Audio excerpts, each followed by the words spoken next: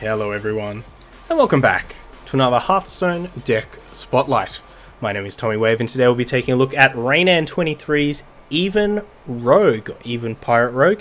We've played a bunch of Reinan23 decks before, usually Rogue decks, and they're always a blast to play. Definitely one of the people who's kind of on the forefront of experimenting with Rogue, experimenting with Even Rogue here today. A lot of interesting cards here. For those of you who haven't seen Even Rogue, or I guess Pirate Rogue before, or Tempo Rogue, a lot of them kind of sharing a lot of similarities. This Even Rogue here, of course, we're playing Gen Greymane. All the cards in our deck are even, so our hero power costs 1. So we're almost always going to be able to have a dagger up, which is fantastic. And we're also playing a bit of a pirate package with Captain Hooktusk. So on Battlecry, summon 3 pirates from your deck and give them rush. So we can play the Cursed Castaway, and we can play the Ticket Scalper. Unfortunately, because we're playing even, we can't play South Sea Captain. But we do have Sharkfin Fan in here as the as another pirate, as well as Bloodsail Raider, though ideally we want to be pulling a maximum amount of Ticket Scalpers and Cursed Castaways off of our Captain Hooktusk. But a good selection there. So Captain Hooktusk represents a fantastic late game play. Comes in a little bit earlier than our opponents, you know, Frostlich Jainas and things like that. So we can try and take advantage of that one big turn, giving all those minions rush, and then close the game out soon after that. Some other interesting cards in here that you might not have seen in, you know, Tempo, Even, Pirate Rogue before. Argent Commander, a 2 of. Usually we see Argent Commander alongside Corpse Taker. It's quite a good option there as another Divine Shield minion alongside Ziliax. It's excellent if you just need some removal, so we see a lot of Even Paladins playing this as like a bit of a spot removal tool to complement their AoE removal suite. But in here, I'm not too sure what this represents. I guess it's kind of a removal spell. It's kind of a bit of reach because it does have charge. So I'm really interested to see just how Argent Commander plays out in this style of deck. We've also got 2 Halftime Scavenger. If you're a Rumble Run fan, you've probably seen this card a couple of times, particularly in Druid. Does show up a fair bit. It's a 4 mana 3/5 with stealth, and on overkill you gain 3 armor. So I'm not too sure if Reinan is playing this for the stealth or for the overkill, or possibly for both. Does seem like a great card against odd paladin, things like that. They can't trade into it, you know, with their weapons and things like that. You can pop out, kill one of their you know, higher value targets, gain some armor. It's got a reasonable body, so it can definitely survive a couple of hits. But I like it. I'm really keen to see how this Halftime Scavenger goes, especially because in previous versions of Rogue, we've totally played cards like Silent Knight before. We've totally played cards like the Poisonous Stealth 3-drop, the 2/2, the Wasp. And this card could be another interesting stealth option. Other than that, we've got a lot of kind of typical cards in here. The one noticeable exception is we don't have any Faldorai Striders in here. It's kind of a marquee card for Tempo Rogue. Gives you a lot of advantage in the late game, or kind of staggered advantage in the late game, because you can pop out spiders, especially against control decks. They usually forces them to overcommit on removal. But I imagine that we're trying to go under our opponents a bit more. You can see this curve is pretty thin, you know, just the one Captain Hooktusk and the 4/6 drops that we want to play outside of Gen. So we might be trying to go under our opponents a bit more than other decks that we do see that are similar. But regardless, we certainly haven't played Even Rogue too much. I'll trust Reinan that, you know, they're the master. They make all the excellent card choices. They even managed to hit rank 1 Legend, I think. Or they hit Legend last season, and they're at rank 1 this season, rather than rank 1 Legend. Not too sure.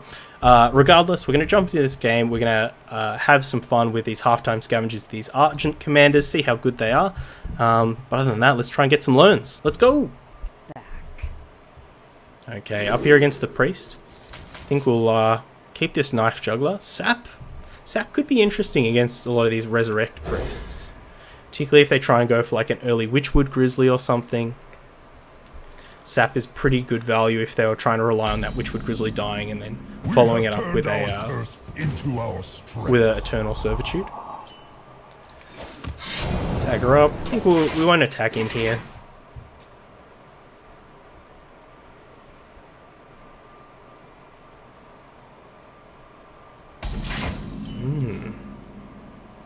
Put this apple on your head.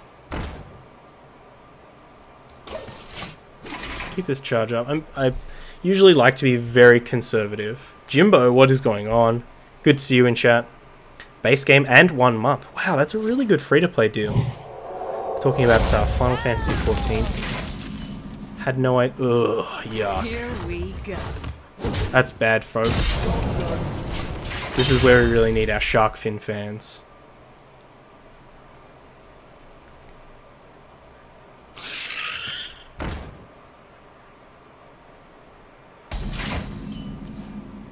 Also, our Hey, good tickets don't come cheap. looks like our Hook Dusk is going to be quite low value, as we've drawn both of the Cursed Castaways and one of the Ticket Scalpers. We're just playing some old school D&D with friends. Nice, we're talking like advanced D&D. I actually coincidentally played some Dungeons and Dragons on Saturday for the first time in years. Absolute years. I've been wanting to play D&D for so long, but unfortunately working the hours that I work and combined with streaming usually doesn't leave me too available, but I tried to be as good as possible with planning the last couple of weeks and leave everything open in my schedule after Sydney. Oh my gosh, come on deck.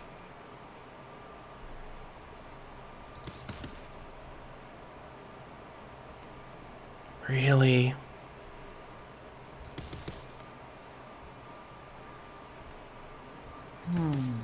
No refunds. Here we go. This sucks. Magic shall not save And we do have to keep the pressure up. Like our deck does not win in the late game against a deck like this. Well, not so old school. It was 5th edition. Just the players were old school. Well, I mean, honestly, that's probably ends up being a pretty similar experience, right?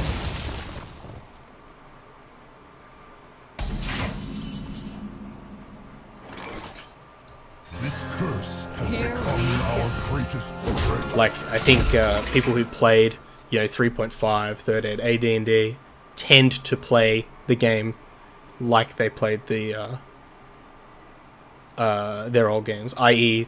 usually not too good, not too fond of miniatures, more imagination based. Think that the game that they used to play had the best rule set. It probably didn't.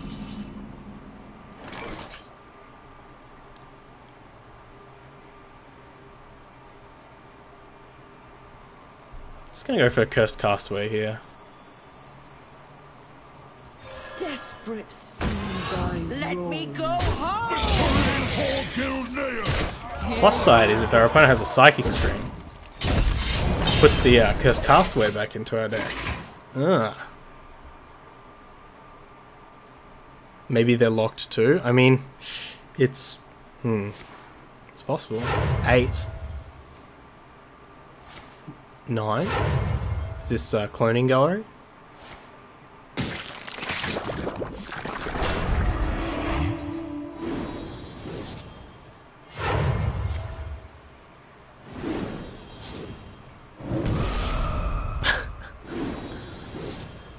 They got us.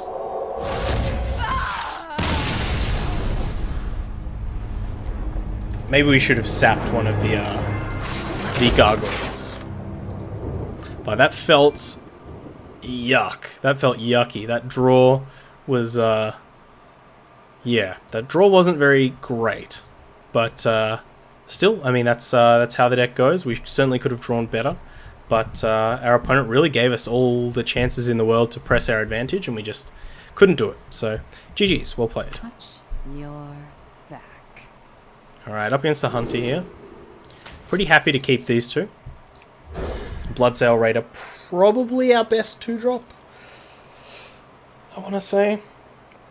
Maybe Sharkfin Fan, probably our best 2-drop. We have turned our curse into our strength. But the 2-drop 3/3, never going to stick my nose up at that. If our opponent has a like a tracking on turn 1, we can even go for the Knife Juggler. Bad draw, TBH. Not your fault. Well, there's the tracking. I mean, it's definitely not our fault, but we could have tried to play around our opponent's combo and stuff. Put the apple on your head. Here we go. Another thing that I am noticing, and I remember talking about this the last time we played Even Rogue, is that Elven Minstrel is so awkward in this deck. It's so hard to activate combos consistently. And particularly on an expensive card like Elven Minstrel. Okay, they got our Knife Juggler. Oh, even managing to keep a dog in their hand. X marks the spot. Here we go.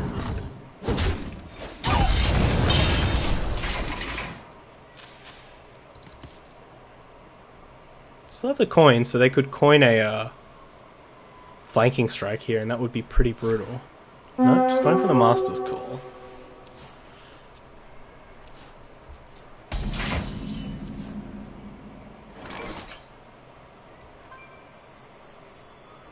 This Ticket Scalp is also really weak against flanking strike. I mean, we could go like Shark Fin Fan, Cold Blood, but once again, Hey, good ticket. weak to Cold Blood. I'm gonna keep this dagger around. All right, let's see those D&D characters. He's a half-elf warlock cleric named Endymion. Endymion, nice. Give me some background on Endymion.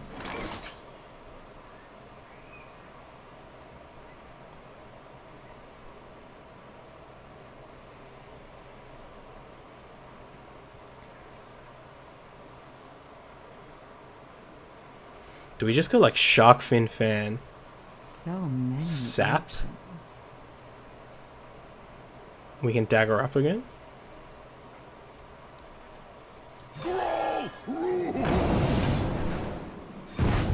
Here we go. Die, landlubber.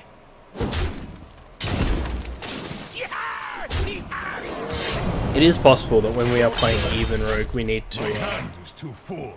get wrecked. We need to keep in mind that we can dagger more often, and because we don't have cards like Firefly that kind of any cards that add odd cost cards to our hand. Yeah, right. That's pretty brutal. Well, we got this Argent Commander coming up, so and this Hook Tusk. Die, landlubber. Here we go. Yeah, because we don't have cards that add odd-costed cards to our hand, maybe we are just more... we are safe to just make sure we dagger up every other turn.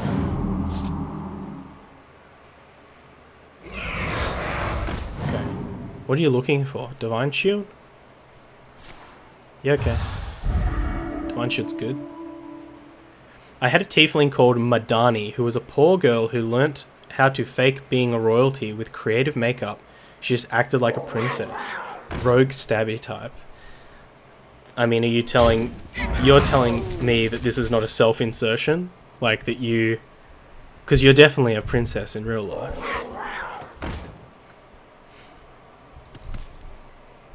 What do you mean, self-insertion?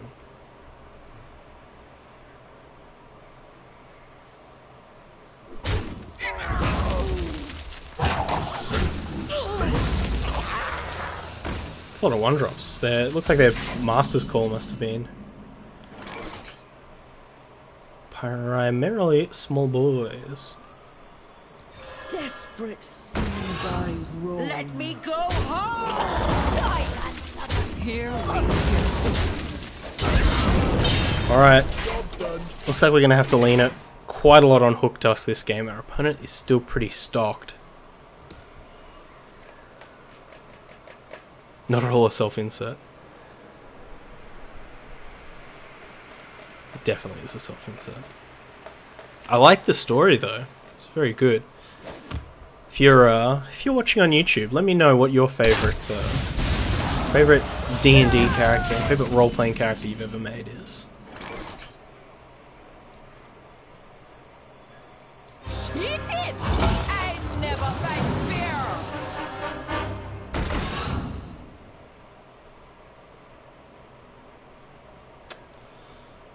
Do we want the overkill? I don't think we do. We've got also this, like, every combo card in our deck. We could take 5 and get the draw 2. I wonder. Or we could take not 5. I'm gonna take 5. Here we go. No refund. I want those cards. Oh, the combo enabler. Yes.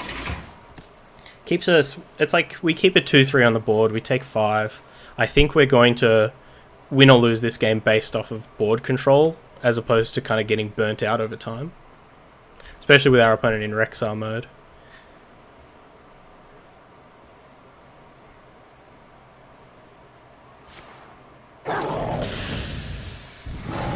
Got a scav? No. Lucky. If they had a scavenging hyena, I think we would have been pretty dunked there.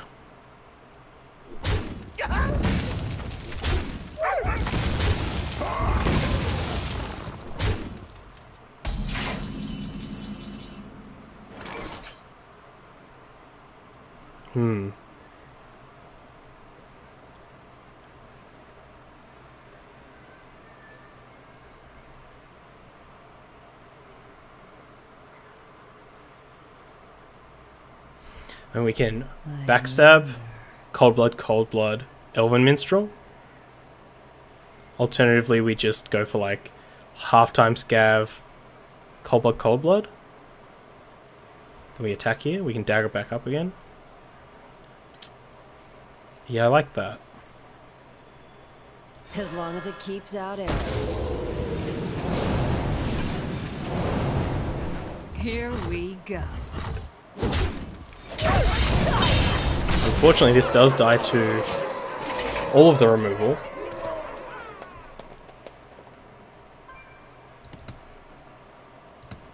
But puts a lot of pressure on our opponent to have an answer here.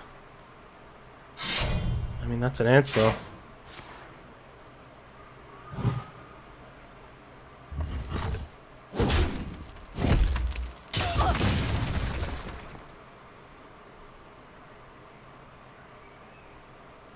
This scav still represents 3 damage though.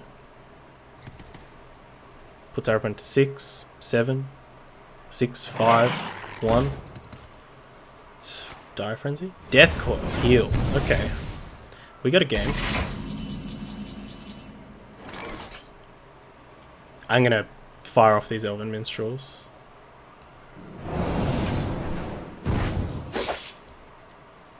There once was a man from Gilneas. There once was a man from Gilneas.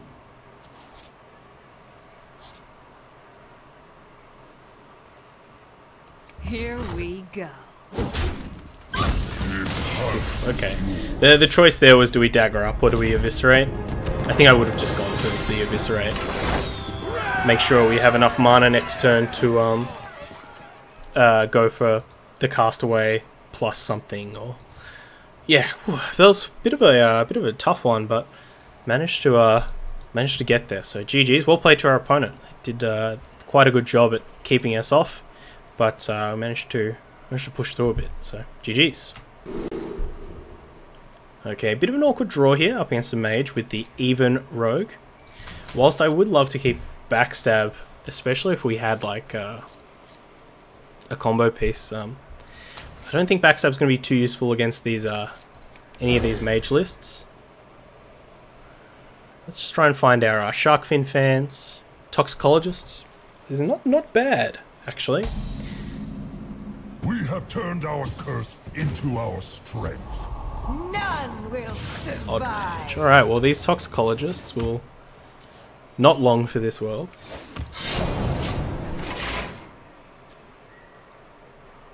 In fact, in general, this deck, outside of Blood Cell Raider, this deck is quite weak to getting Fire Blasted. A clever Here concoction. we go. Good hit here.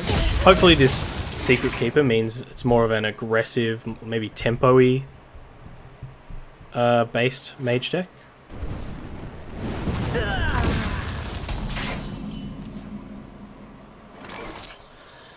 Here we go. Concoction. Once again, just really awkward draw here. I can definitely see the value in Halftime Scavenger, because right now Halftime Scavenger is a perfect 4-drop. We'd love to curve into it. Doesn't look like we will get the chance though. No backstab if we draw Elven Minstrel either. Ugh, yuck, friends. Here we go. Big yuck. Big yuck.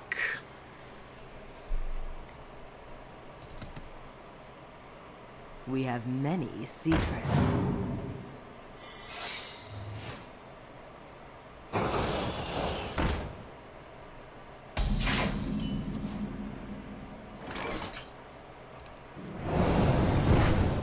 Okay. It's not counterspell. Here we go.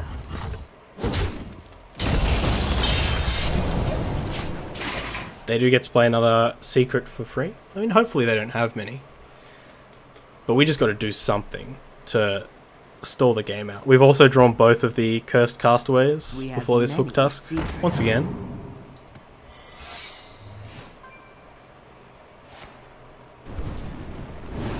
Go for the Argent Commander here in case this is explosive. But there's also a pretty good chance that they have a mirror image if they're playing full-on Secret Mage.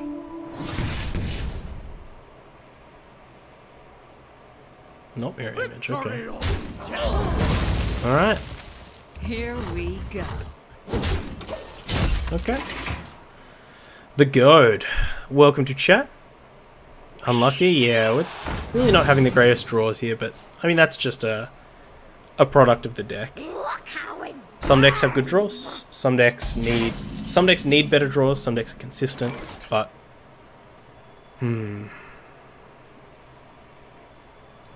Desperate seas are Let me go home! Here we go.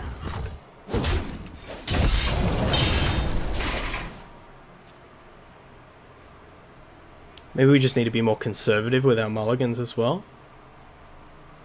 You know, maybe we should be keeping some 4-drops, but I don't know, it feels like we lose a lot of percentage here. Opponent has free reign on the board.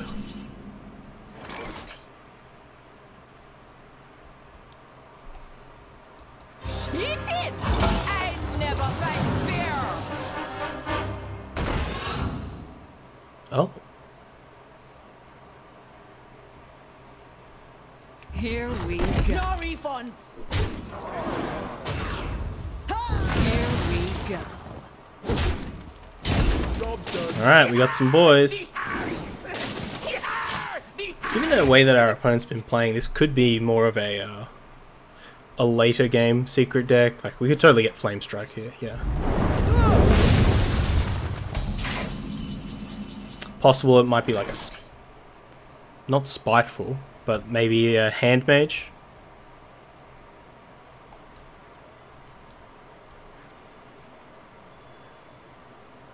Put this apple on your head. As long as it keeps out arrows. X marks the spot. Here we go.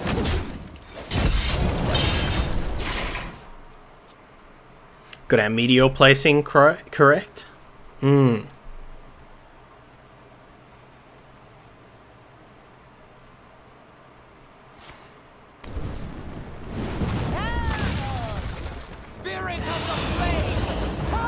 Alright. Let's try not get purged. Oh, jeez.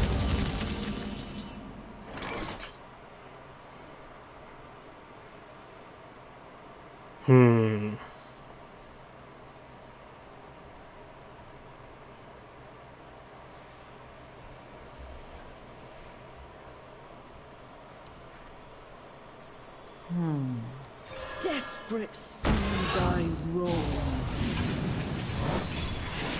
There's a counterspell. Let me go home.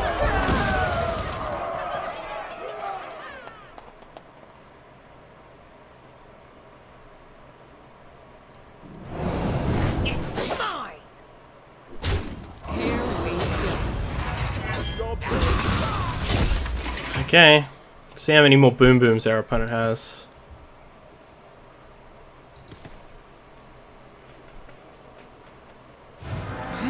That's pretty good. It's pretty big lass. Alright, okay. Alright, opponent. You got us. Oh, savage. Those awkward draws, though. Awkward draws. Let's take a look at the deck. Ultimately, I don't think there's anything I'd really... Oh, not this one. There's nothing I'd really want to change too much, except I really don't like how hard a lot of these combos are to enable. Like, we have to lean so hard on backstab to really, you know, be able to eviscerate something, to be able to cold blood something. It does make things just really, really difficult. You know, it makes these Elven Minstrels really awkward to deploy on time. I can't really think of a way to fix it. Ultimately, I think it's probably a gameplay thing. We're probably not playing things correctly, or not looking at the mulligans correctly, or possibly even just making all of the mistakes. Because Reinan23, obviously, they did get Legend. They have done quite well with this, and yeah, maybe we were just getting unlucky, but it seems unlikely. It's almost never that you're just getting unlucky. There's almost something that you can improve about your gameplay or improve about the deck. So I still like the idea. I think maybe if we played another dozen games with the deck, we would probably be able to figure out the mulligans a bit more. We'd be able to see if we, you know, if we are just getting how we should be sequencing things, what we should be keeping, how often we should be daggering. Of course, that's a big thing. It does feel like the dagger, like the ideology behind the daggering up in odd rogue versus even rogue versus tempo rogue is totally different, and we might need to relearn some things. But regardless, big shout out to Reinan23, one of the premier rogue deck creators. Always worth checking them out if you love playing rogue decks, the class rogue, not the off meta decks. But if you love playing the class rogue, go check them out. They're one of the best. You can find them on Hearthstone, which, as always, the link is in the description if you are watching on YouTube. Jump over there, give the deck a +1, leave a lovely, thoughtful comment, like I know you will. You can also catch me on Twitch and Twitter, Tommy_Wave. That's the best place to catch me if you've got a sweet deck like this one you want me to check out. Fire it through. But until next time, stay safe, stay wavy, eat the rich, and don't juggle knives. Bye. I hope you enjoyed that video. Check out other ones over here, or come subscribe to the Wave Pool for more excellent times.